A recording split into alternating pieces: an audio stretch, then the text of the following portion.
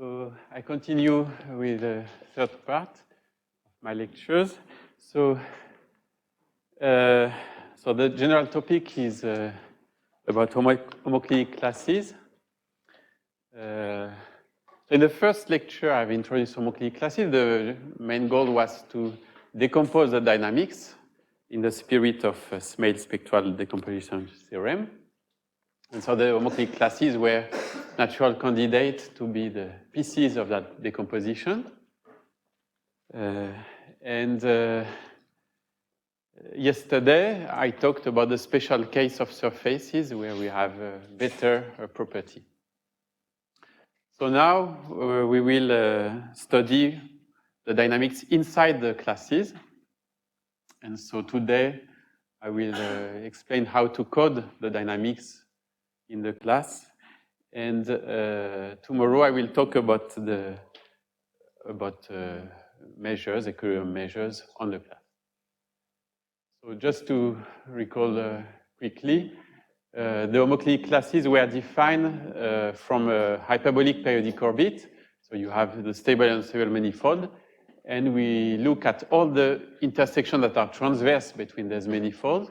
We take the closure, it's invariant compact, and it's a transitive set.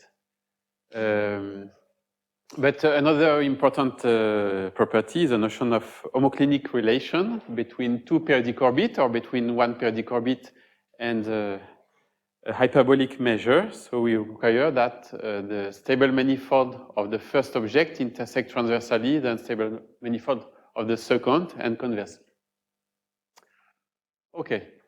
So now let me talk about the coding. So the coding, as I said in the first lecture, has been realized in the uniformly hyperbolic case many years ago. And that's where I'd like to start with. So in the case of automorphism of the two torus, it has been done by Adler and Weiss. And for higher dimension, then by Sinai, and then for more general hyperbolic diffeomorphism by Bowen. So let's describe this in the simplest case. So we consider the map induced by the matrix 2, 1, 1, 1 on T2, so called the cat map. So here is a covering in the plane. You have the image of the fundamental domain.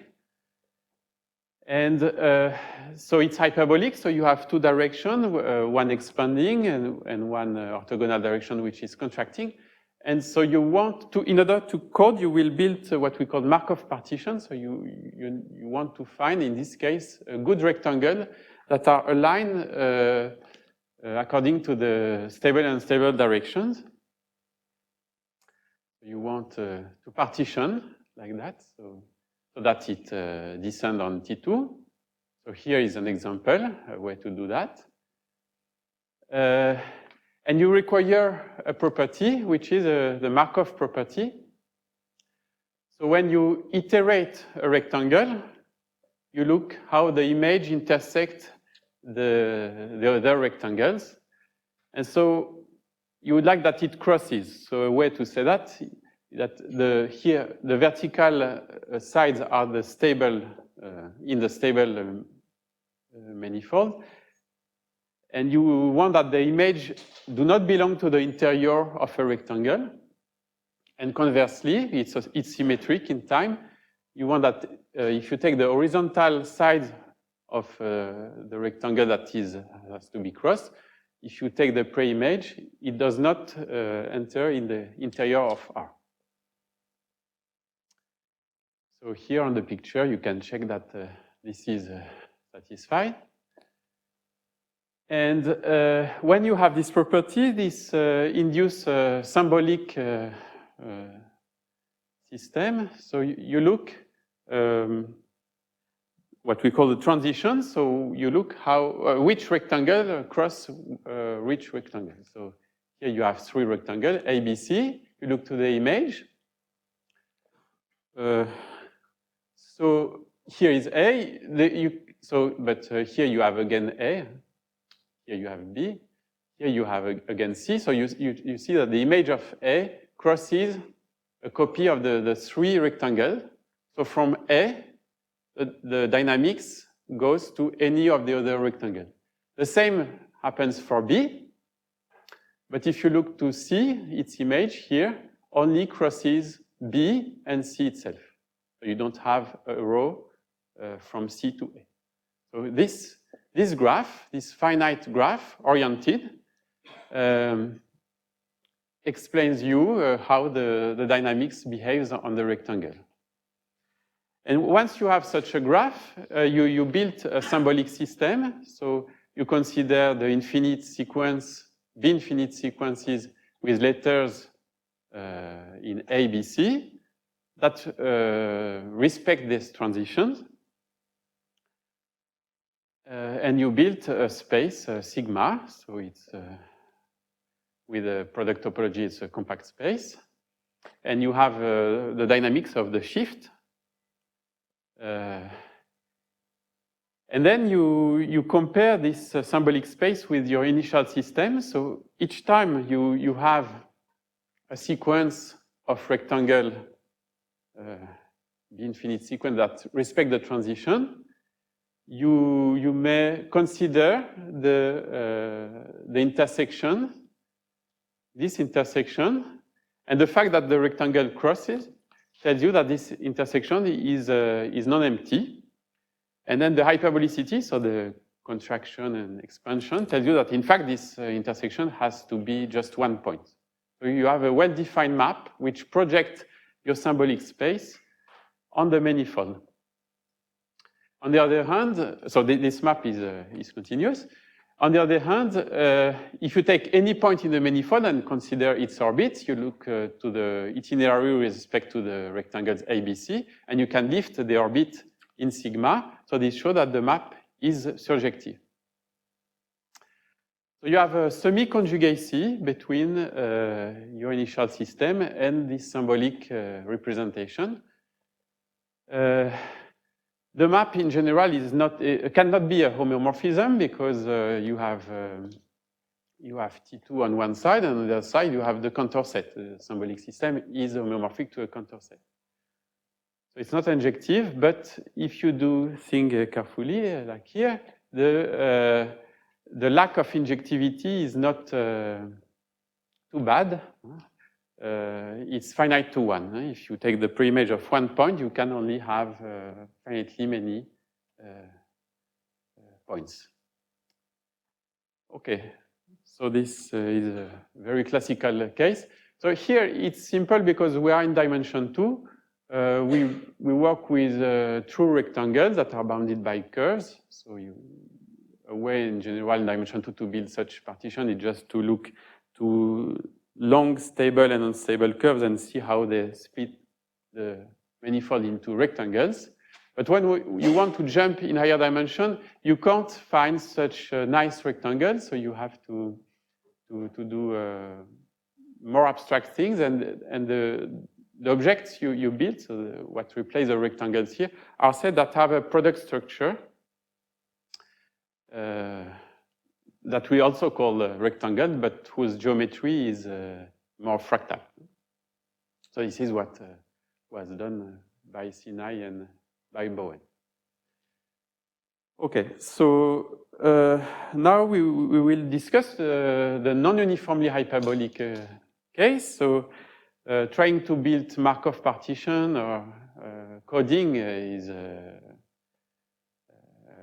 big subject. Many people have worked on that in different settings for different classes of system. What I will present now is something which in spirit is very close to what Sinai Bowen did, and is quite general. But you have other approach. For instance, we have the Young tower that have been mentioned for different purpose. Okay, so here I will state the result. So the result is by Omri Sarig for surface diffeomorphism, and then it has been generalized by Ben Ovadia, to any dimension. So the goal is to code not the whole system, but the part of the system which is hyperbolic, non-uniformly hyperbolic, or enough non-uniformly hyperbolic. So in fact, you have to give a number, a bound, chi, and consider the measures that are chi-hyperbolic. So a hyperbolic measure is a measure whose exponents are non-zero. A chi-hyperbolic measure is a hyperbolic measure whose Lyapunov exponent avoid a neighborhood of zero, the neighborhood minus chi. And then, so you need the map to be C1 plus alpha or C2. And then you can find a Markov shift and a semi-conjugacy P from the Markov shift to the manifold, which has the following property. So the image covers all the measures that are chi-hyperbolic. So the image has full measure for every chi-hyperbolic measure. And the coding is not injective in general, but is not too large. So if you take a point in the image and take the pre-image, you have only finitely many points. So like what we said before. A main difference with what we had before is that before the coding was on an alphabet which was finite, and you had only finitely many rectangles in the previous example. Here you need to have an alphabet which is countable. But then it's very similar. So you have an alphabet and you have transition rules that are given by a graph. And then you consider all the sequences that satisfy this transition rules, and it's what we call the topological Markov shift. I have added the fact that it's locally compact. So locally compact is equivalent to say that if you consider the transition graph, then this graph is locally finite. Another comment, the map that you have here is not only continuous, but it's also Hölder. And this is something that is interesting for applications later, because the Hölder structure, when you study equilibrium states, for instance, is important. And the last thing I didn't mention is that here there is a sharp. So what does it mean? Well, it's related to the fact that here you have a countable alphabet, or the fact that your space here is not compact, it's just locally compact. You can go to infinity. So the finiteness property that you have here is related to the good orbit of the shift, so to the orbit that are enough recurrent, so to orbit that do not escape to infinity in the future nor in the past. So the sigma sharp is exactly the set of orbits which have arbitrarily large forward iterates in a compact set. So that's the same letter in the alphabet and same property in the past. Okay. Yes. So a few more remarks. So I said we have a countable alphabet. So it's infinite. But the fact that it's infinite is related also to the fact that we call something which is not uniformly hyperbolic. So when you stay in a compact part, when you stay in a finite part of the alphabet, the dynamics that you code when you project is a uniformly hyperbolic dynamics. So going to infinity in the alphabet, in the shift, really means that the hyperbolicity degenerates. And so so at last, just to say that this property B allows to lift any invariant probabilities that is hyperbolic. And then if you look to two probability that, and if you lift them into the symbolic system, maybe in the symbolic system, they belong to a same part which is transitive. So when you have a symbolic, when you have a shift over a countable alphabet with some transition, this shift decomposes into what we call the irreducible component, which are just a maximal transitive set. And if you have two probabilities that belong to the same transitive component, this means that you can follow in the past an orbit that is typical for one orbit, and then when you go to the future, jump to an orbit which is typical for another measure. And conversely, from this second measure, you can come back to the first. So you have heteroclinic orbit that link measures in the same transitive component. And so if you project there's measure and there's heteroclinic orbit, in the manifold, what you find are intersection between stable and unstable manifold of the two measures that in fact have to be transverse because of the way the coding is done, that you will see after. And so the measures are homoclinically related. So when you stay in the transitive component, below you stay in a homoclinic class. So you may wonder if the converse is true. If you take two measures in the same homoclinic class, when you lift, do they belong to a same irreducible component, to a same transitive component? Well, the coding is not injective, so there are things that may be coded several times, so it's not clear. Maybe you have several representatives of the measure, so you have to be careful.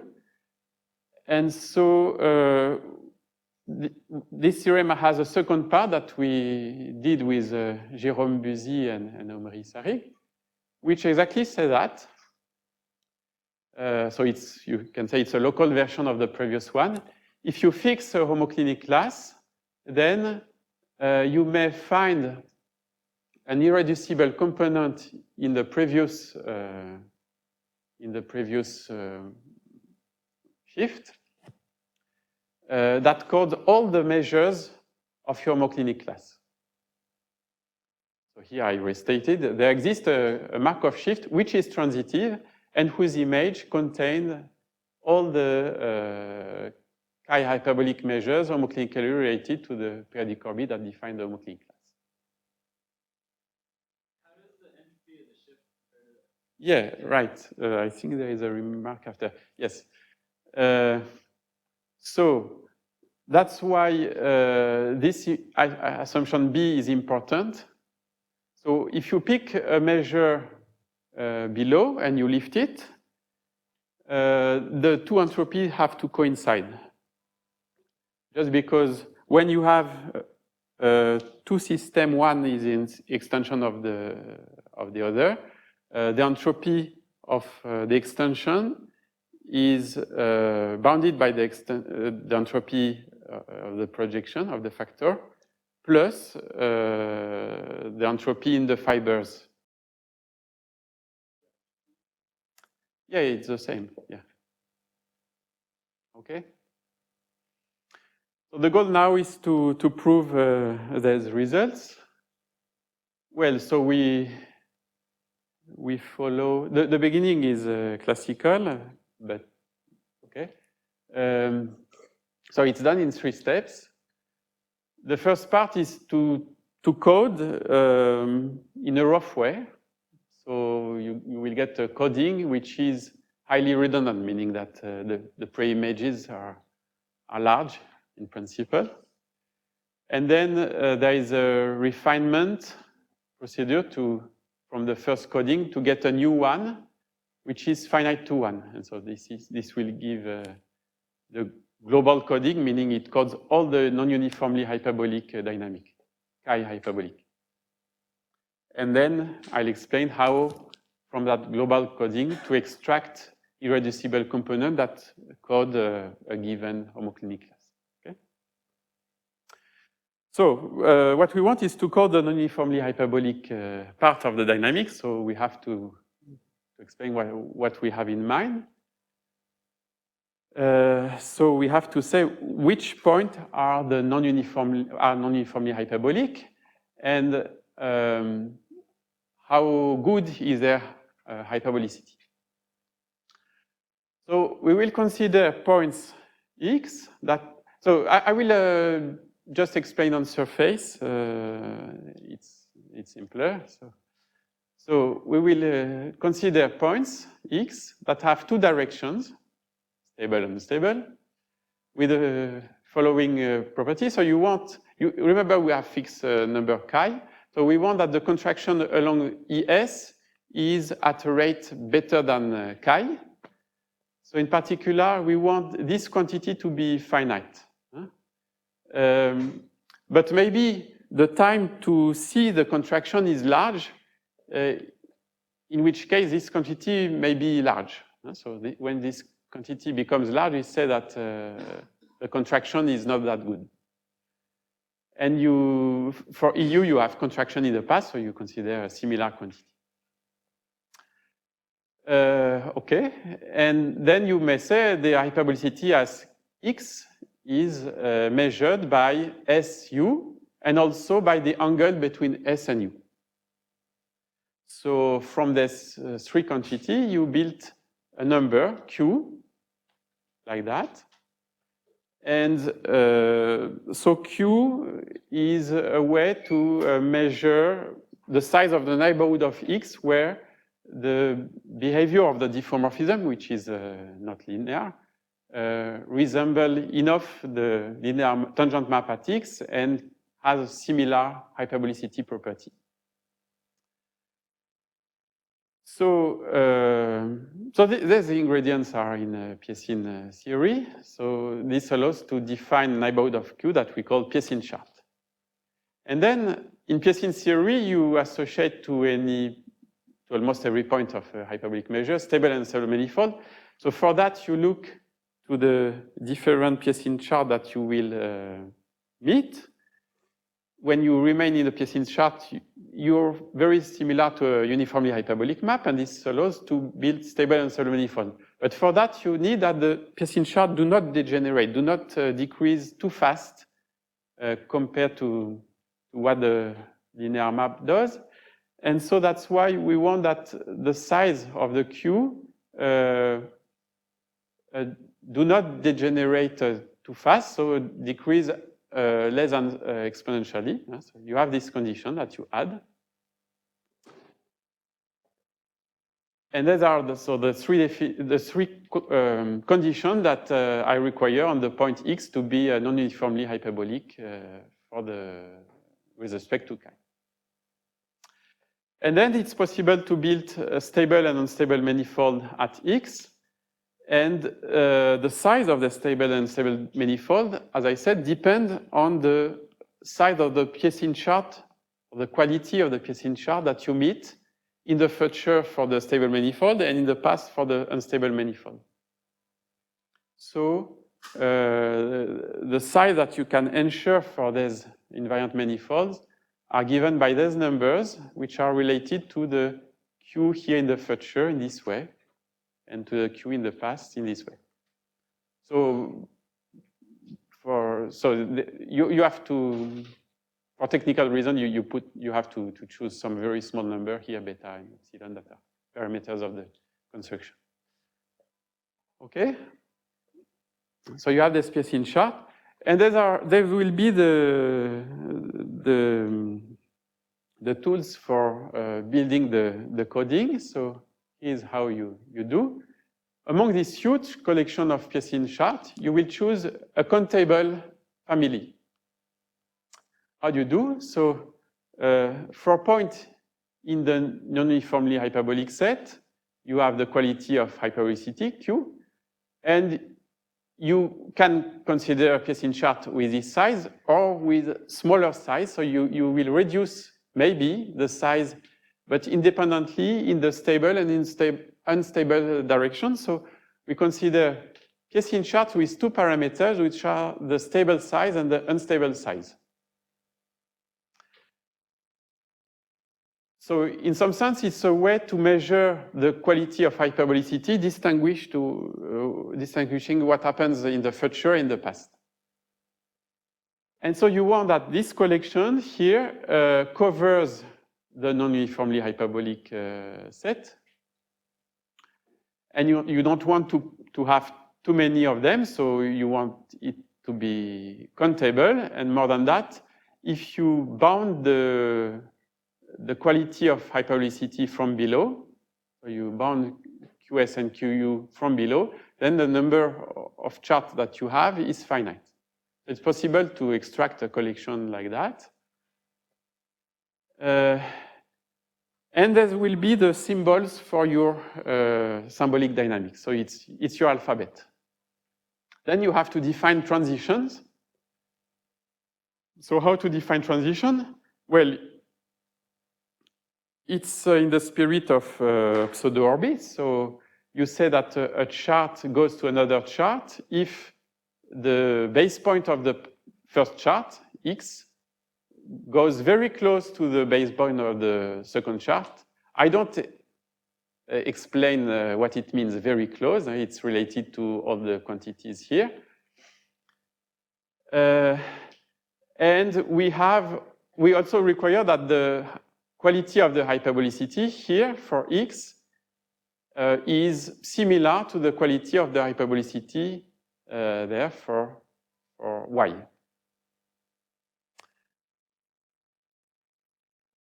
So I hide many conditions that are technical. And then now that you have an alphabet and the transition rules, this defines a transition graph. By the way, it's locally finite because you have this discrete condition and this condition that the hyperbolicity between two sides of the transition have to be comparable. And so you have your symbolic system, your space of sequences, which is a locally compact Markov shift. How is it related to your initial dynamics? So for that, you have a non-uniform shadowing, so a projection from sigma 0, to the manifold. How does it work? Well, in a similar way as in the first example I gave. So when you have a chart, you may look to the image of the chart, and you're looking for, when you give a sequence of charts, you're looking now for a point whose orbit visits all the image of the charts according to the iterates you consider. So why is it possible to do that? That's because of the condition of the hyperbolicity, non-uniform hyperbolicity. So you have, what is hidden behind this condition is that you have well crossing of the charts. So you have at X, you have your Kesin chart of size Q of X, but then you have chosen a box with size here QU and here QS, and you have another point Y with another box, and the condition behind that tells you that the image of the first rectangle of the first box cross the second box. And when you have such a crossing, you know that you can iterate.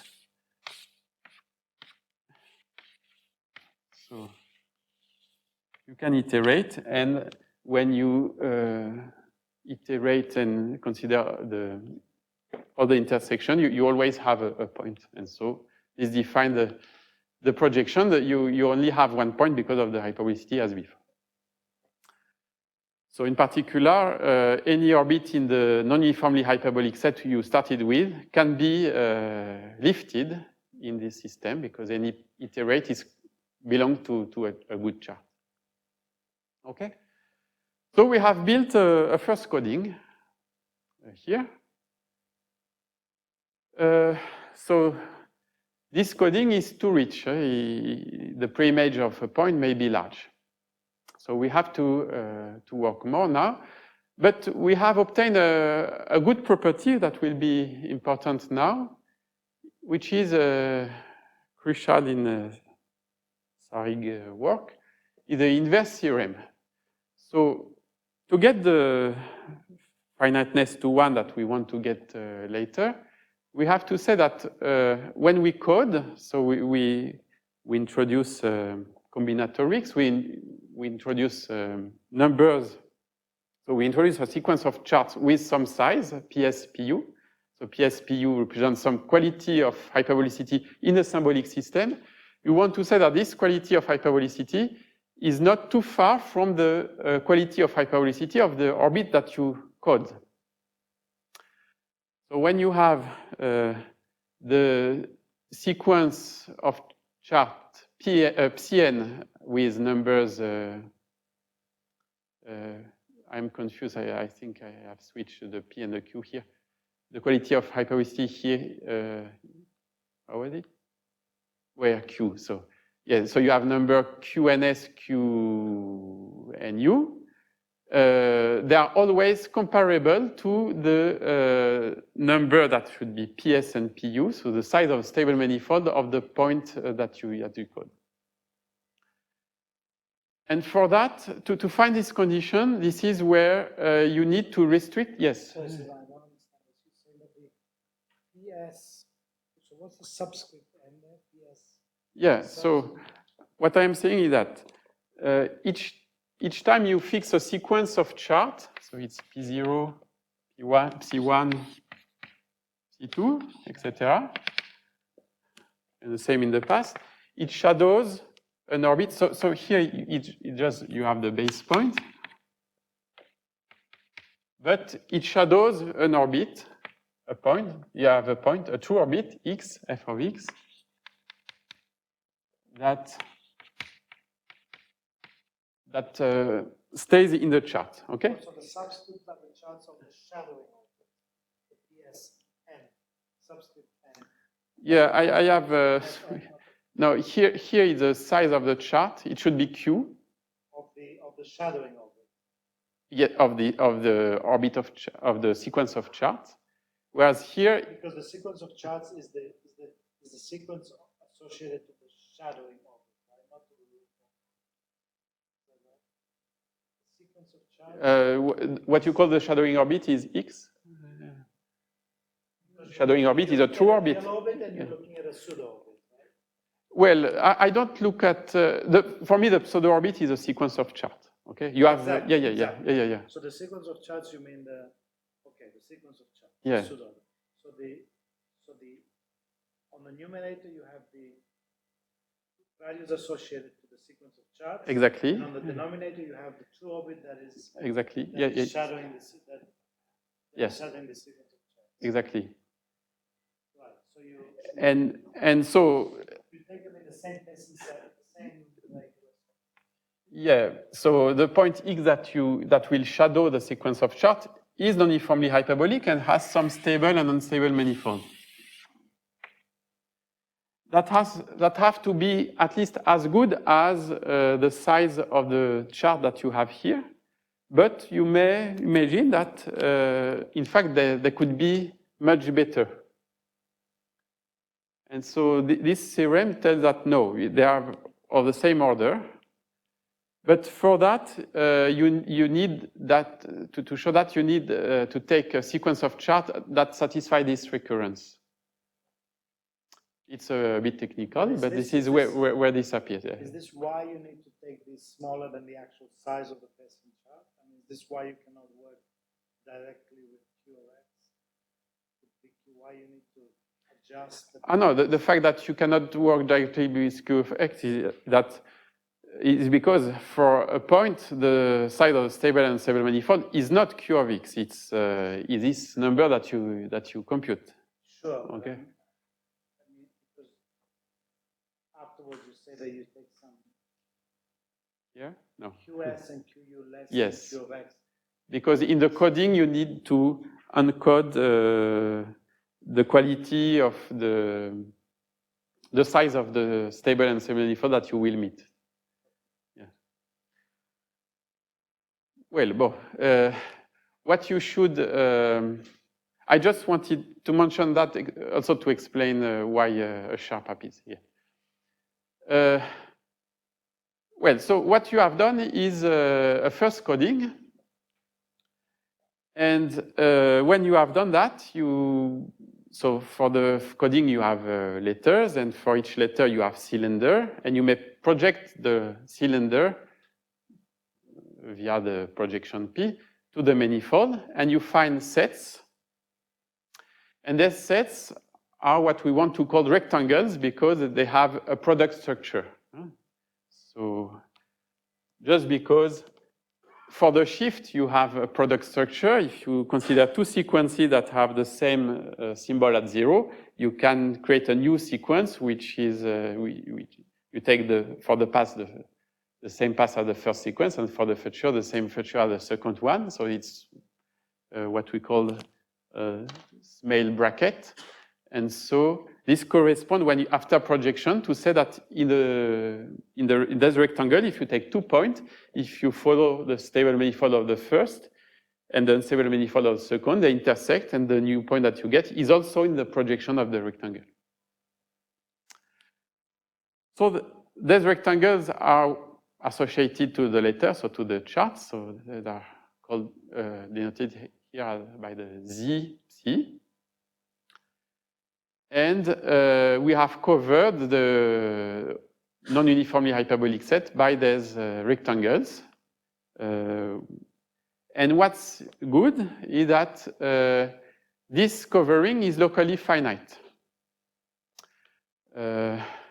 Why so? Because if you have a point that belongs to several rectangles, then the rectangle that code have quality of hyperbolicity that are comparable to the quality of hyperbolicity of the point they contain because of the inverse theorem.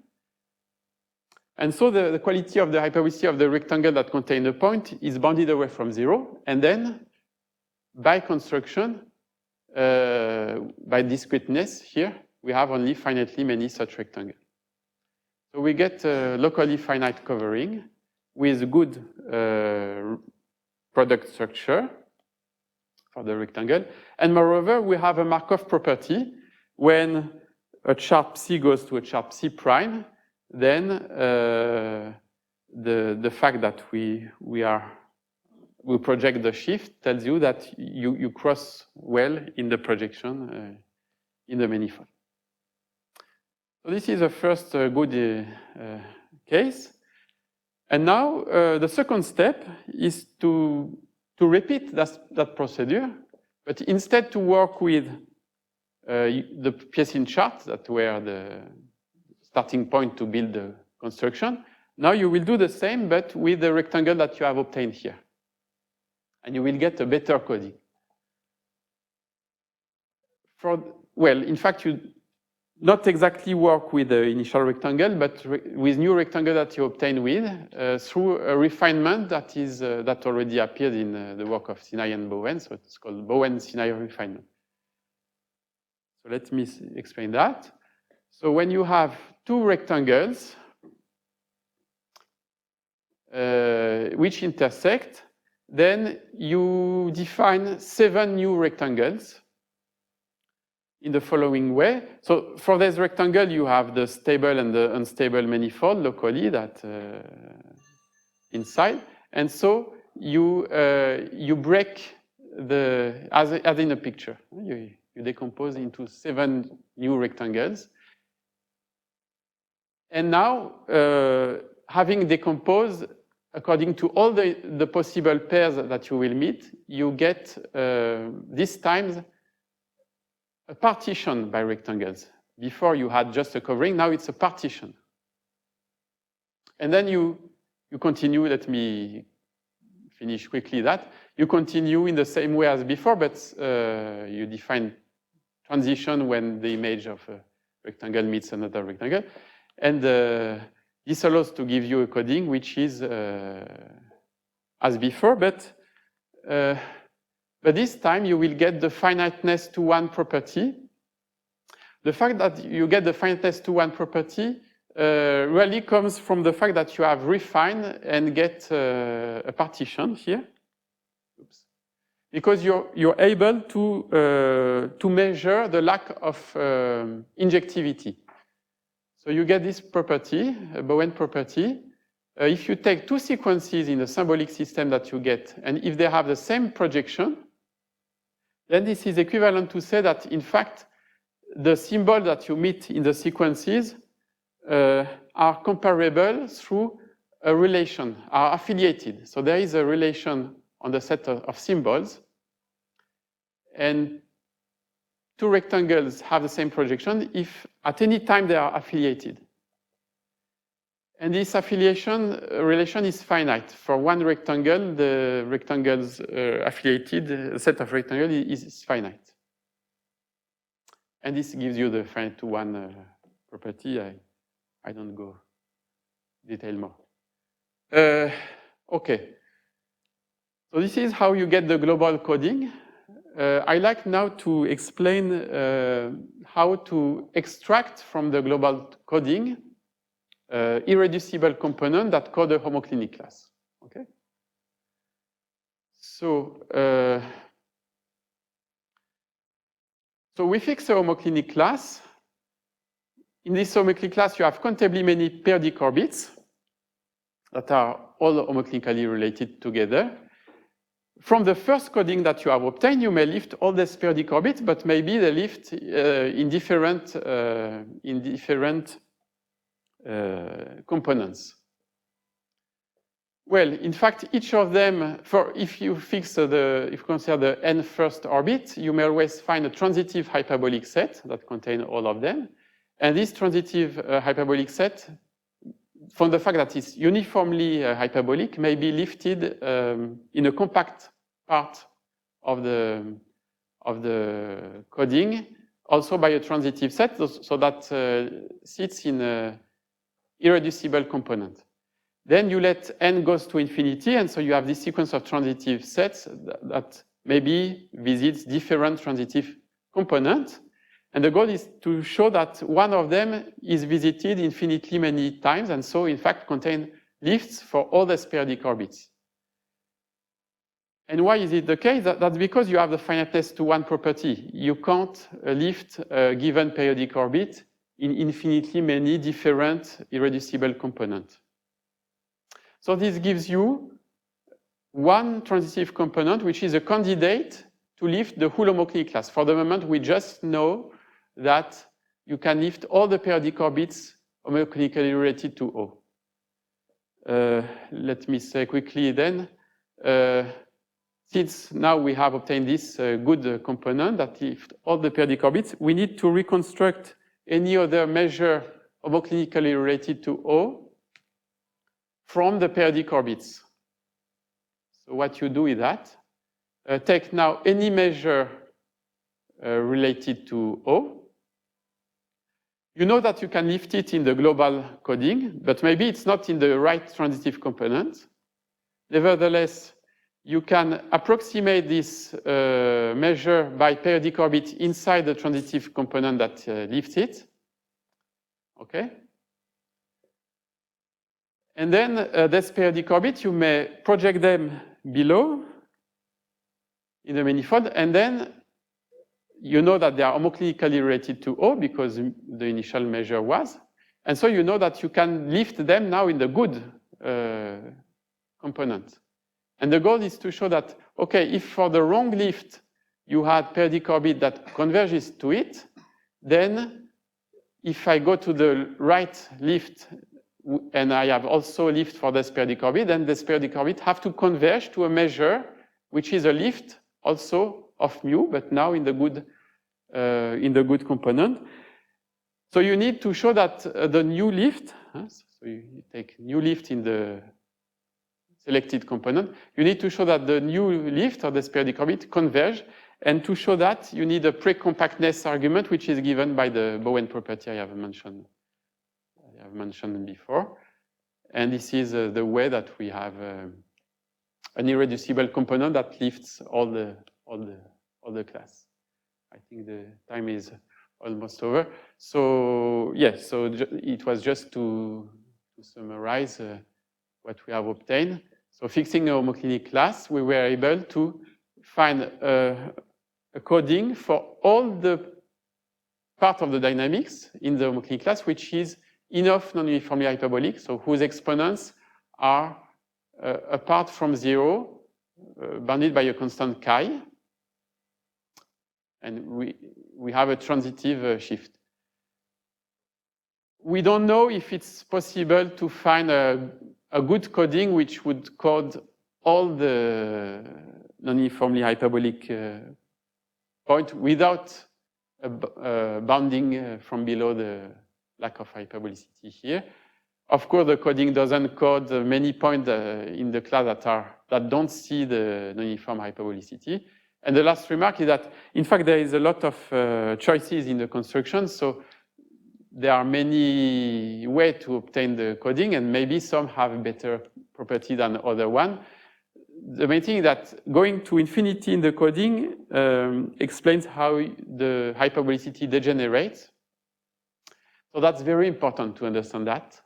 And so maybe there are coding that are better than other one. For instance, in the coding, we have a coding which is finite to 1, which is good, but maybe going to infinity, this lack of injectivity could degenerate. And so how does it degenerate? That's it. Going to infinity means that you will take letters here in the alphabet. So you have fix that are outside a large finite collection of letters. You have just for the topology on the usual topology on the shift. Okay, I will stop here. Thank you.